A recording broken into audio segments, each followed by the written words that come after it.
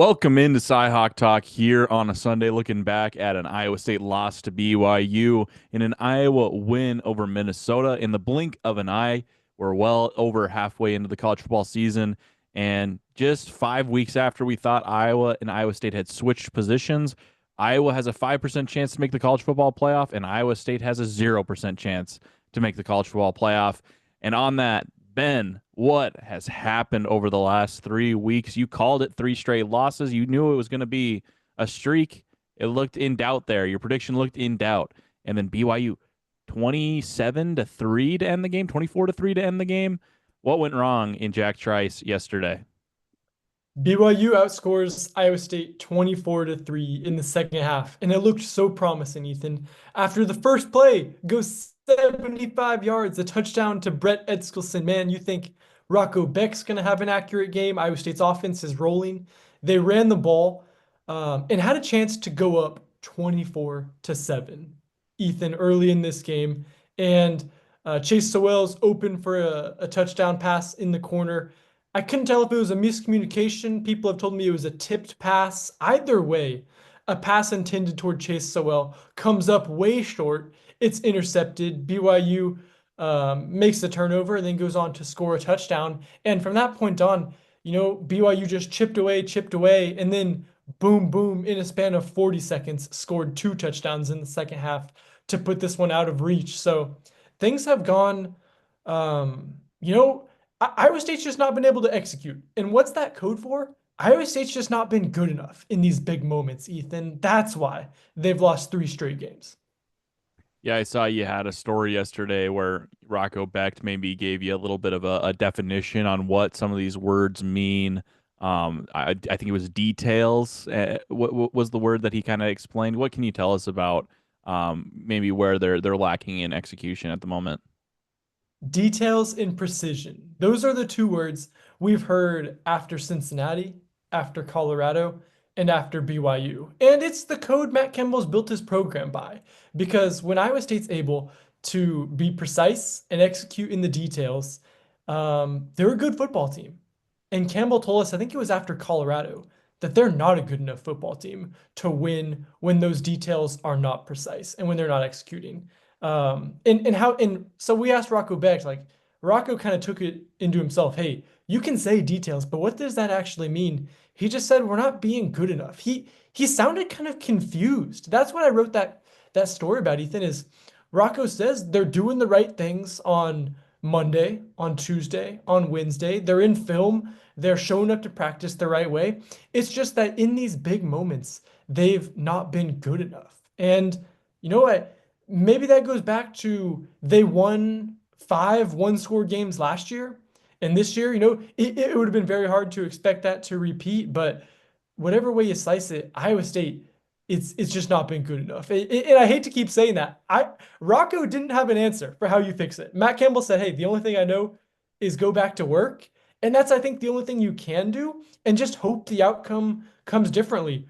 Rocco used the luck word. He said, hey, sometimes in these Big 12 games, we just had those lucky breaks last year, which I think in the Big 12 is exactly what you need.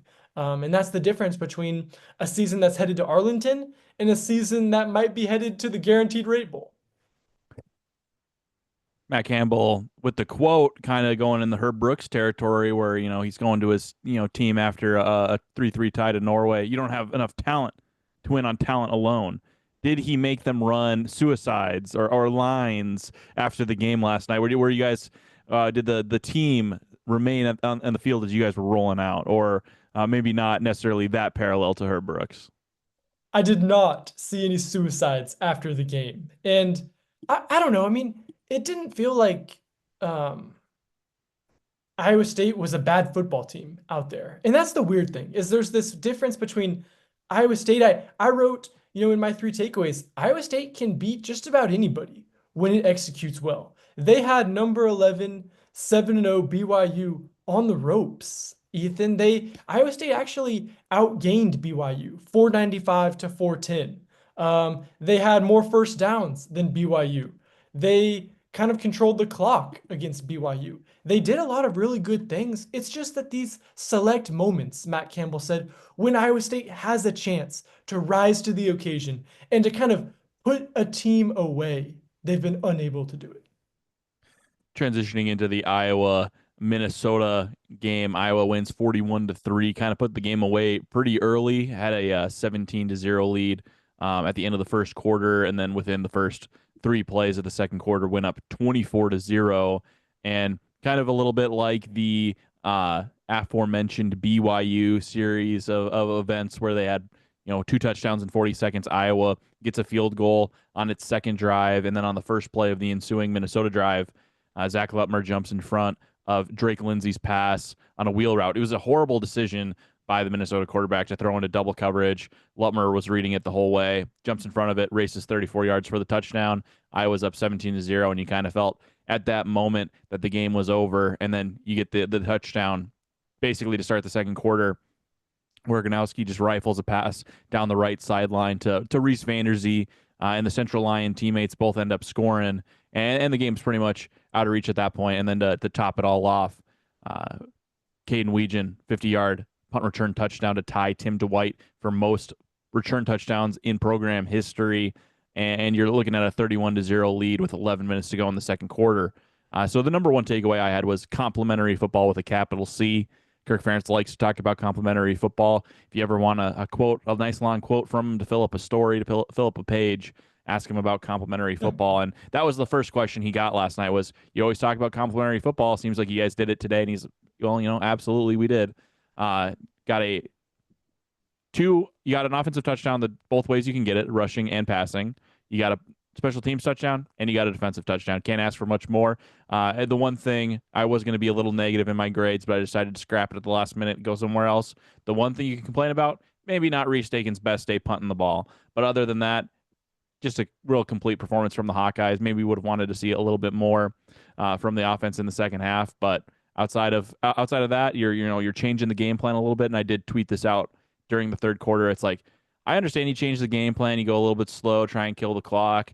But man, you would have really loved to have seen a 70 on the scoreboard. Go full Signetti and just hang as many points as you can on someone.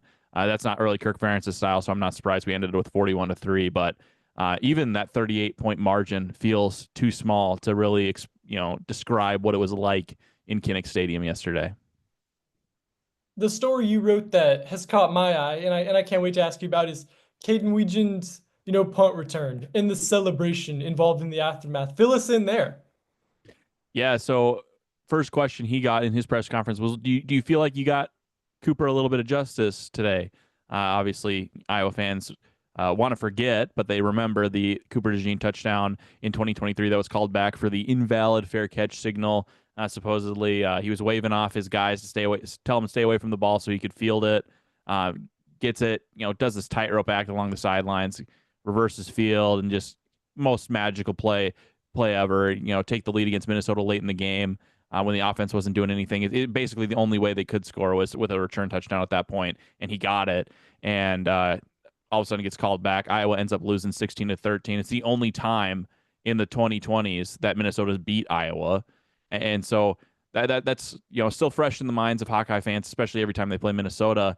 And Kaden Wetjen said there was about a repeat of that exact situation yesterday on his 50-yard punt return touchdown. He thought about fair catching it, he said, and his hand even started to come up. You can watch it in the replay. I think it was the BTN, Big Ten Network account on X posted the angle that really shows it really well, where it's kind of in front at like a 60-degree angle to Wetjen. But you see his arm come up, and it gets to be about as high as his shoulder pad, and then he changes it and catches it in the breadbasket and returns it for a touchdown. And he said he was just thinking, oh man, I hope they don't call it back. I hope that they didn't, I hope they didn't call that an invalid fair catch. And I can only imagine what it would have been like in the stadium if they had taken that off the board. Probably would have been plenty of boos.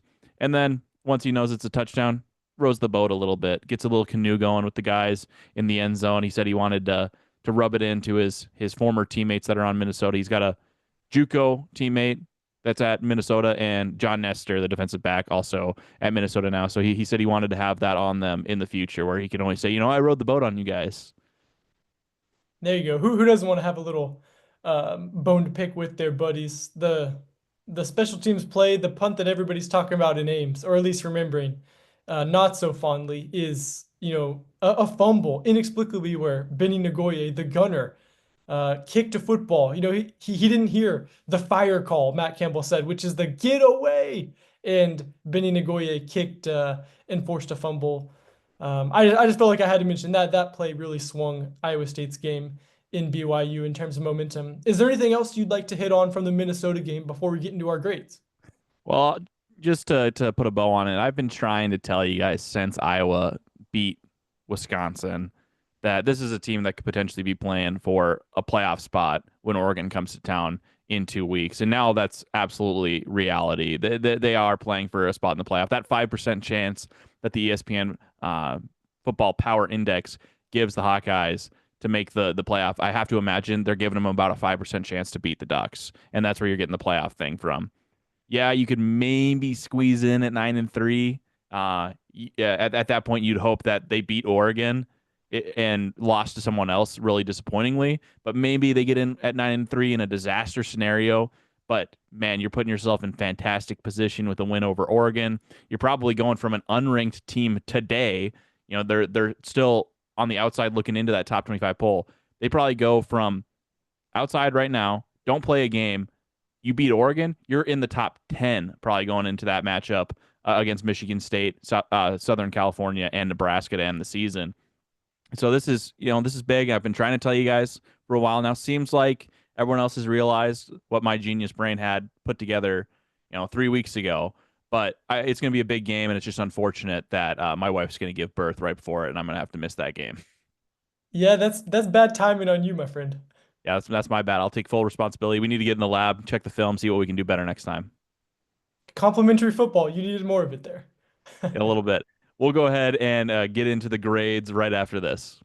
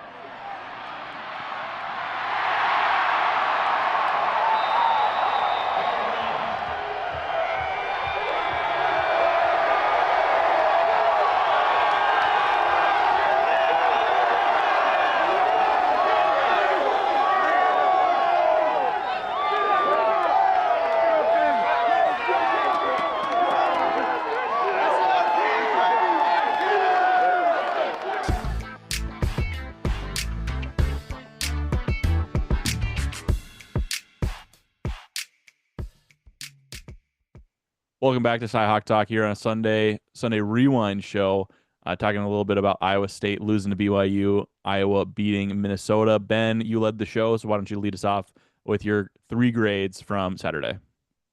Cyclone fans, again, it's not a pretty report card, I'm afraid to say. Rocco Becht earns a C- for his performance against BYU, and there was a lot of good in that C. I think of the very first play of the game where he laid a perfect 75-yard touchdown pass to Brett Eskilson. Rocco was layering passes to his tight ends. I thought he had a pretty good command of this offense, but it was the big mistakes. 3 of them interceptions. Only 2, I think, were Rocco Becht's, fault. The last one was more of a desperation heave, but also the 2 missed touchdowns. One to Aiden Flora and one to Chase Sowell were certainly areas that Rocco Becht would look back at as, man, missed something there.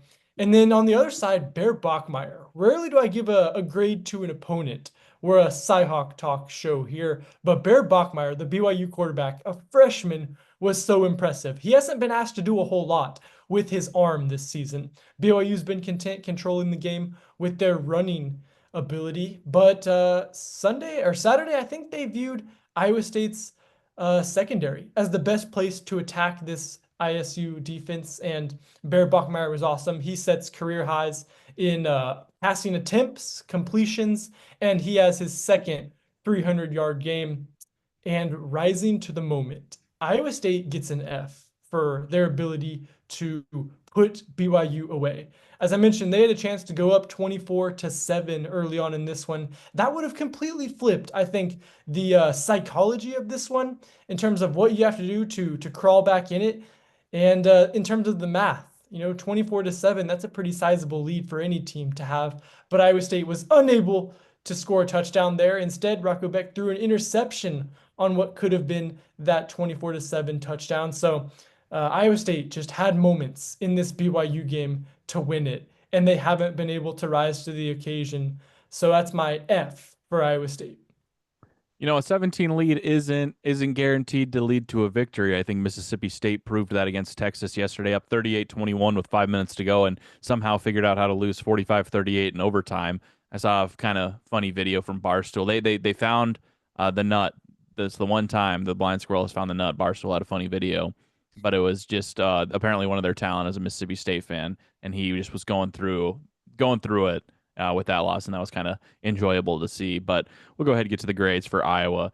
First off, I'm going to give Kaden Wetjen an A. I would have given him an A plus if he'd been able to get another return touchdown, because he seemed so close to a couple of return touchdowns yesterday. Just if he breaks that tackle or if he shakes that defender, he's gone. It was another dazzling performance from him, and he's getting mixed in a lot more on offense. I think they're kind of trying to use his speed and his wiggle. The guy's got unbelievable body control. He can contort his body in ways while maintaining his speed. It's incredible. And so he gets an A. Passing game, B. Seems a little high, I know, but we're grading it on a curve because offense didn't need to do a ton yesterday, especially once they got the big lead through a special teams touchdown and a defensive touchdown. So those are drives where, the offense didn't get their opportunity to show what they could do with the game still, maybe somewhat in doubt as to where it was going to go. Mark Gronowski goes 12 of 19 for 135 yards and touchdown. No interception this week. The touchdown was sweet. Reese Sanders, he made an amazing catch. He was up against John Nestor, the former Iowa defensive back, in the end zone, contorted his body, kind of twisted back towards the inside of the field while he was running towards the outside, towards the sideline, made a beautiful catch, held on for the touchdown.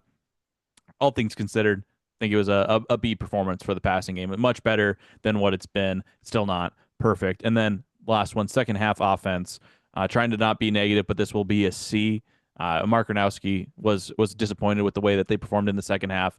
Really struggled to find the end zone. It wasn't until Jeremy Hecklinski came into the game, the backup quarterback, in mop-up duty, that they were able to find the end zone. And I think he showed a little bit of burst with his legs getting in for the 6-yard rushing touchdown. Apparently, passing touchdowns are out in Iowa City. Running touchdowns are in. Running touchdowns by quarterbacks in particular. But the second half offense, going to get a C.